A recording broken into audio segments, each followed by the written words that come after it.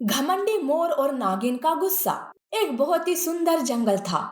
उस जंगल में एक नागिन एक पेड़ के तने में बिल बनाकर रहती थी। नागिन थी तो शांत, पर अगर उसे गुस्सा आता तो वो किसी पर भी हमला करने से डरती नहीं थी। एक दिन नागिन बाहर गई थी कि तभी वहां एक घमंडी मोर बराबर नागिन के बिल के सामने आकर बैठ जाता है और खुद से कहता है, अरे ये पेड़ कितना बड़ा है। इसकी छाया में बड़ा सुकून मिल रहा है। अब तो मैं यहीं पर रहूंगा। मोर वहीं पर आराम करते करते सो जाता है। थोड़ी देर बाद वहां नागिन आती है। मोर को बिल के सामने सोता देख नागिन उसे आवाज देने लगती है। अरे मोर, उठ जा, तू मेरे बिल के रास्ते में सोया हुआ है। अरे उठ जा मोर, उठ, मुझे भी बिल के अंदर जाकर आराम करना है। नागिन बार बार मोर को आवाज देकर उठाने की कोशिश करती है, पर मोर था कि उठने का नाम ही नहीं ले रहा था। तब नागिन अपनी पूंछ से उसे मारने लगती है। तब जाके मोर जाग जाता है। नागिन की इस हरकत से उसे बहुत ही गुस्सा आता है और वो गुस्से से कहता है, अरे नागिन, मैं सो रहा हूँ, दिख नहीं रहा क्या? भला कोई किसी की नींद खराब कैसे कर सकता है? और तुझे दिखाई नहीं देता क्या कि तू मेरे बिल के बराबर सामने सोया है? अब तू ही बता, मैं मेरे बिल में कैसे जाऊं? अब हट जा यहाँ से, नहीं तो। अरे तू मामूली नागिन मुझे धमका रही है। अब तो मैं यहाँ से कहीं नहीं जाने वाला, समझी? देख मोर, मुझे गुस्सा मत दिला, नहीं तो मैं तुझे मेरे जहर से मार दूंगी। अरे जा जा, तुझे भी मेरी ताकत का अंदाजा नहीं है नागिन। देख, मेरे साथ मत भिड़, नहीं तो अंजाम बुरा होगा।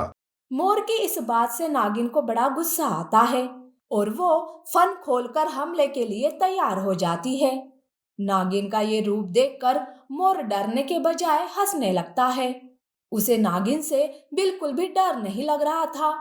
नागिन मोर को यूं हंसते हुए देखकर हैरान हो जाती है।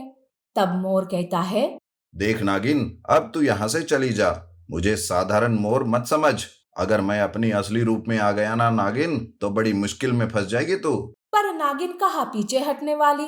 तभी मोर अपनी जादुई शक्ति को आजमाता है और मोर एक जादुई शेर मोर में बदल जाता है। मोर का ये रूप देखकर नागिन का गुस्सा तो पानी पानी हो जाता है और वो चकित होकर बस उसे देखती रहती है।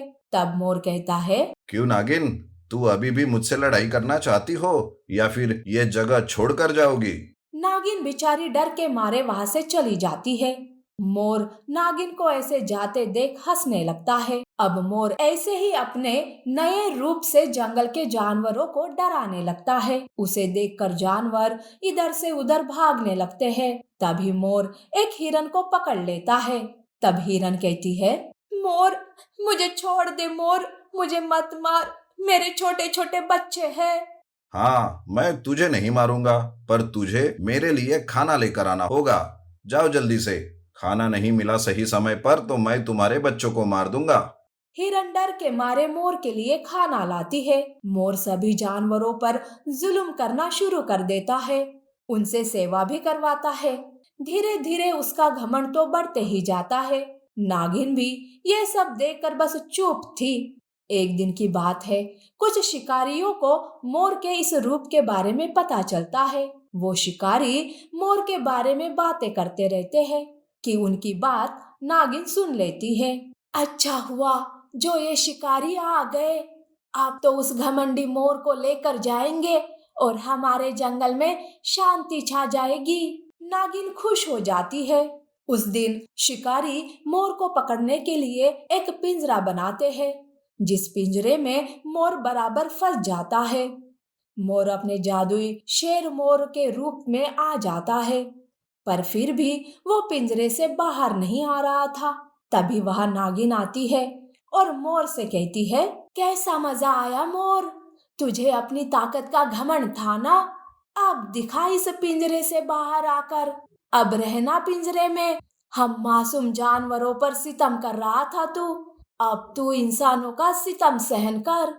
नागिन, मुझे माफ कर, पर मुझे यहाँ से बाहर निकाल।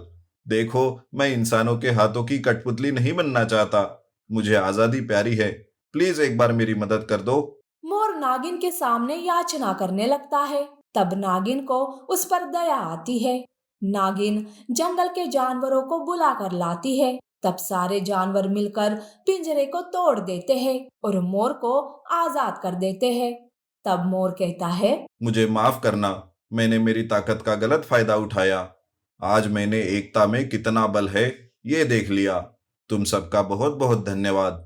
मैं तुम सबसे वादा करता हूँ कि मैं मेरे इस ताकत का इस्तेमाल आप सबकी भलाई के लिए करूंगा। और नागिन, तुम अपने बिल में रह सकती हो अब। मोर सबसे सच्चे दिल से माफी मांगता है।